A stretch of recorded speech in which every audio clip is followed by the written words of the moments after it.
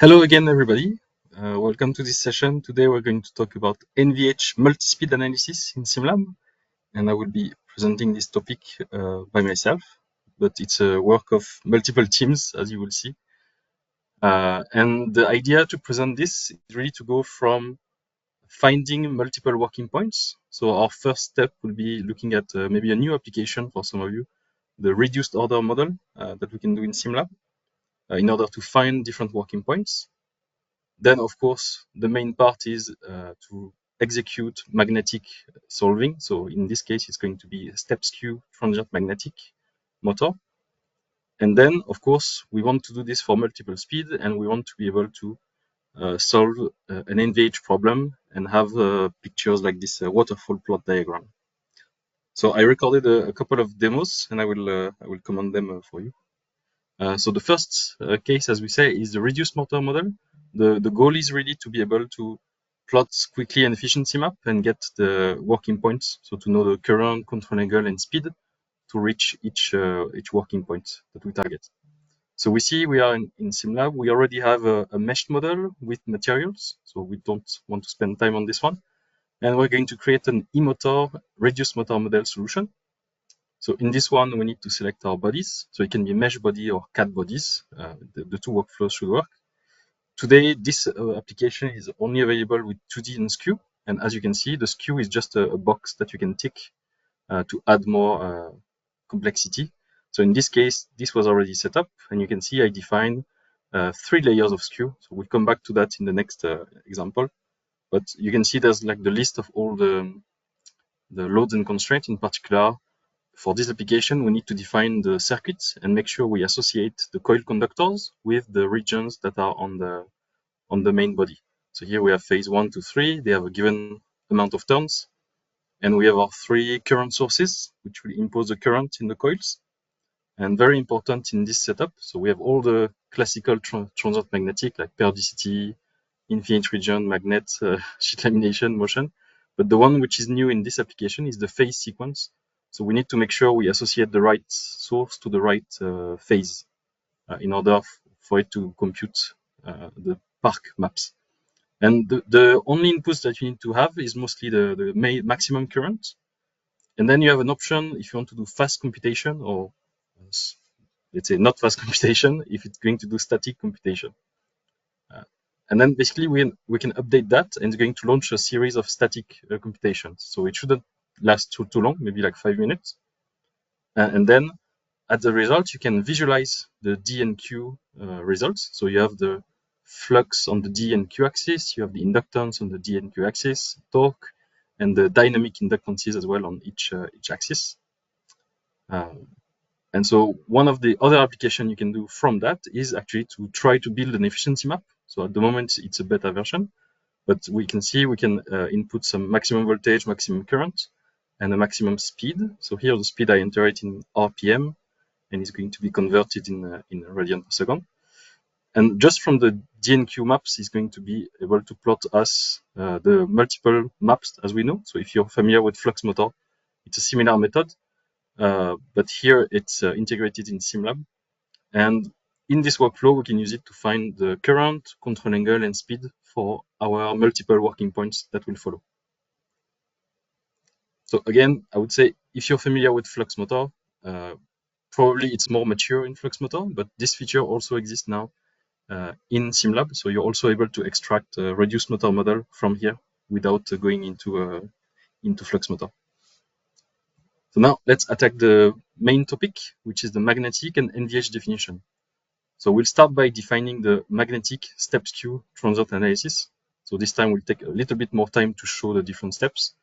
So again, we start from a database where we have meshed bodies and materials. So I'm not going to spend time on the materials, but here we're going to define the electromagnetics magnetic transient application.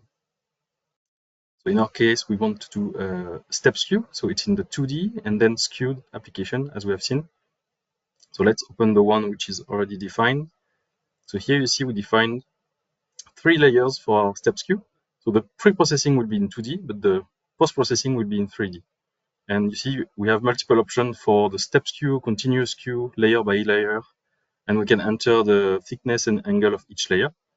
Then here we enter the scenario we want to solve.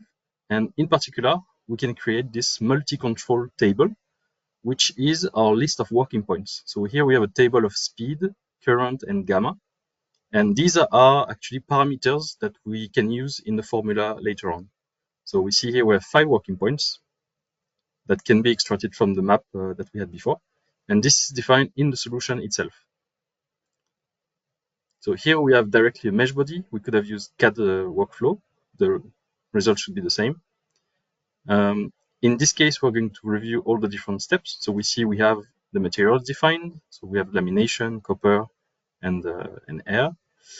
We don't have any symmetry. You have a periodicity. So you see it's an odd periodicity. We have a preview now to see how each pole is oriented. We have the infinite region, which is like an air box, like a boundary condition for device in 2D. We have our magnet orientation. So for each magnet, we select the body, and then we can define the orientation. So you can see there's a red arrow pointing that way, and we can put that arrow just by clicking on 2 nodes, for example. So we do that for the 2 magnets. Next one is sheet lamination. So this allows us to consider a laminated material, and this will also allow us to compute iron losses on these regions. So we do this for stator and rotor separately. Then we have passive solid conductor. So this means a part where we have eddy currents. So in our case, the 2 magnets. And finally, we have the motion. So in our case, we rotate around the z-axis and we select all the rotor region. And we see the speed, so it's an imposed speed, and we have the speed defined with the parameter, which was created by the table. Now, of course, we need to supply that machine, so we have also a circuit. So for the circuit, you can create it yourself by picking each component and linking them and putting the values. Or you can also import a predefined circuit. In this case, it's a 3-phase supply, nothing exciting about it. So we have our 3 current source. For each of them, we have a formula. So this formula, I had to create it myself from the 3 parameters that were created. So you can see here I1, I2, I3. It's using the RMS current parameter, the speed parameter, and the gamma parameter in the formula. So it's a classical sine wave input with the control angle. So we put that in each of the current sources. Next to the current source, we have the coil. So again, as in the reduced motor model, exactly the same definition. They are linked to a given body here. So here we have 3 slots associated to the same coil conductor, which means 15 turns. It means 5 turns per slot. We have 3 parallel conductors, and that should be it for each phase. So we also need to make sure we are oriented positive or negatively each coil. Next to that, we have inductors. So these ones are representing the end-winding inductances, because we are not solving a full 3D model in this case. And we have just some extra resistance to make sure the convergence is fine. So that means here we have a whole model, it's meshed, we have all the loads and boundary conditions. Okay, all good. We define our multiple working points. So just before solving, we can double check some solution settings. So you see there's 3 options. First one, solver settings, nothing to change here, all the default options. The second one, result requests. So these are all the results we want to see. And everything which is in white, so everything here, is already picked by default. Only the blue things are changed from the default values. So you see we have added the iron losses to be computed on the last electrical period. And you can see also above that, advanced results is the part where we have options to calculate losses for CFD coupling. And then last part is format and execute. So here we can choose how many processors to use. And we can also activate the distribution. For example, here we have multiple working points, so we could solve them in parallel to save time. But once everything is set up, then we can right-click on the results and basically update to solve our model. So I think solving of this one takes a bit less than 1 hour without distribution, because it's a steps queue and there's 5 different working points with so it depends on the machine, of course, but it's quite a large model for 2D. We can do animations and preview multiple results. So here we see ISO values of B, We can show the full model, we can do animation very easily. So you may have seen already this in other examples. This one is a step skew, so we see the results are in 3D. And we have other options in the result, of course. So these are the graphical parts. In the results tab, we should be able also to plot multiple values. So many values have been exported automatically. So if we go to motion, we can plot the torque, for example, and get the average value of the torque that way, or plot the curves that way. So here we have a torque of 274 Newton meter. And all the other results as well can be plotted. So we see on the right, there's a whole list of multiple quantities on the circuit per component, on global components. We can plot, for example, the magnet losses here on the first magnet. So we see the amount of losses versus time. And all of these results, they can also be automatically extracted if we do a right click on results and we create some responses here. So we can do global response and, for example, pick the average torque to be extracted automatically. So this is our model solved. Now we can continue and start to prepare the NVH computation. So in this case, we import a database which contains already the mesh of our stator. So in this case, we don't have any housing. It's a simplified example. And in this stator, it's meshed already. It's matching the same position. And we also have defined a solution on it, which is a model frequency response. So as you see, there's no particular SPCs, no fixed points. So actually, to do this study, we can either use the model frequency response if we just want to look at vibration, or we can use the e-motor acoustic, which is more dedicated to vibration and acoustic. So in this case, we just look at model frequency response, but the coupling is the same, just the type of result is more advanced if you do e-motor acoustic. So the workflow is the same whether you do one or the other. In this case, we can see there's a set of nodes. So this is to extract some results in the post-processing. And in particular, we have here a power sensor. So this is a way we have of calculating the ERP, so the equivalent radiated power on this surface, so the outside of the stator, the back iron of the stator. So this will be our main output computed here. But here, to add the forces, we can right-click, include magnetic excitation load from the skew application. And what it needs to make the link between the two is to select all the face tooth tips. So we can select one, and there's a smart selection to select all of them. So we can check, we have 54, and we have 54 slots, so that's good.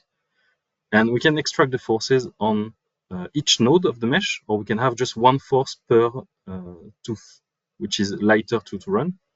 Then we can choose to group the load by engine speed or engine order. And we can simplify the process by having just a single global load case for each part. So this takes quite a long time in this one because it's step skew. There's multiple speed points. So it takes a few tens of minutes. But then the result is that in the same model, you have now a normal mode load case, and you have one dynamic load case for each speed, which has been applied automatically in 2 clicks. And all the forces, you can see there's also some rigid body element for each layer of the step skew model. So in this case, we have 3 layers, so 3 rigid body, 3 points of application for the force if you want. And that's almost about it. Now we can check the solver settings. So here again, everything in white is the default option. So if you don't know all the options, maybe don't be scared. But otherwise, we can set up a few more options. In particular, here in the param, we can activate auto SPC to help the convergence. There's also a structural damping coefficient. So this is a good engineering knowledge to add this factor. It will help with the convergence as well of the vibration. And then we have some values we need to enter for the ERP. So these are the, let's say, fluid properties, which will help to compute the ERP value. Then next tab, we have the result requests. So here also everything is default except the ERP on the top. So we make sure we have the grid value. So this will be this will enable to plot the ERP on each part.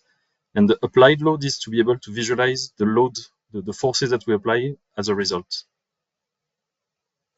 Finally, we have the format and execute. So here we can choose the unit system in particular and the number of cores at the bottom that we can use to solve these working points.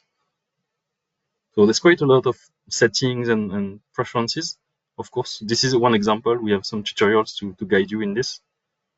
And when you want to solve, then you can basically go and update your solution. So before looking at the result, one thing we can do even before solving is to look at the excitation. So even before solving, you can do display excitations, and then you can visualize the FFT of the forces on each tooth. So here you see the each frequency, and you can see the forces applied on the teeth as let's say to verify that the coupling has been correct. Once the model is solved, then we see all the load cases are solved at the same time. And now we can visualize the results of each of them. So the first one is the normal mode, is to see in which dimension, at which frequency the structure can vibrate. Okay, so we have the first one, maybe the 8th one starts to be more meaningful. So we can see some kind of stretching of the structure that's possible at a given frequency. Okay, so that's just a normal mode analysis. And then the model frequency response is based on this model analysis. Then if we take a look at a given speed, the main output we wanted to extract from this simulation is the ERP. So we can see how much power is radiated from each surface of the stator back. Okay. So it's nice to see it as a visual, but what's better is probably to plot it versus frequency to understand which harmonics, which frequencies are being excited. So to do that, we do in the plot menu, we can pick a subcase with a given speed. We can click on one of the nodes to see what result is available, take the ERP, and we take the panel value. So panel means it's the entire value for the whole panel. And there we have the ERP result for a given speed of the machine. So because we have done multiple speed, we can repeat that and get multiple curves. So if you really want, you can do multiple curves like this to superimpose the different speeds. But what is interesting if you do multiple speed is to plot the order response, which is the button there on the top. And there we can select all the load case at the same time. Again, pick one node, select the ERP, and plot this versus frequency or versus speed for the x-axis. And then we have this waterfall diagram, which is basically all the results we have for each speed with some kind of interpolation between them. So you can see the black dots are the flux results, more or less, or the ERP results from multistruct. And then we have some interpolation between them, so you can really see the entire map of range of this machine. So of course, this process is used here on a simple case. It could be applied on a larger case. So you can see this one, which is part of our training. We have more like fixed points. We have some housing. We have some contacts. So there's no limit to the model that you have. The main thing is that this workflow can be applied to any magnetic to NVH application, whether it's only vibration or also acoustic, and it can be 2D or skew for the multi-speed, and it can be for a single speed in 3D as well. One last feature I wanted to show, which is new, is not a force computation, but it's close to it. It's what we call the spatial plot. So this is available in 2D, and even if you solve a single speed, you're able to post-process what's happening in the air gap of the machine. So here we can compute the Maxwell pressure in the air gap versus time. So it corresponds to the 3D curve dedicated for rotating machine we had in Flux. And the second type is the spatial order. So it would make a double FFT of the Maxwell pressure in the air gap. So it can also help to identify which harmonics are going to be excited by the harmonics of the forces in the air gap. So there we are. So as a conclusion on this, what's interesting is to see that we have an easy workflow from start to finish, even now including the reduced order model if you want to find multiple working points. But you can see that from the transient solution to the coupling of the forces, the force computation and how to apply them on the structure is very straightforward, and it can be done for multiple speed easily. We can see it's flexible from 2D, skew, and 3D. So the single speed, it works in any case. And now in 2D and skew, we can realize that type of study as well, very easily as well. So to add the skew is very easy, to add the multi-speed as well. We have additional tools for force review. So maybe the last tool I was showing is a good example of that. And of course, this is just let's say a teaser. If you're an NVH expert, there's a lot more to discuss on the NVH model itself, but as long as you have the forces applied, it's good. So on our side, in our team, we provide some e-motor multiphysics training in SimLab. So if you want to perform this type of analysis, then we can support you on this in this case. So that's all. Thank you very much.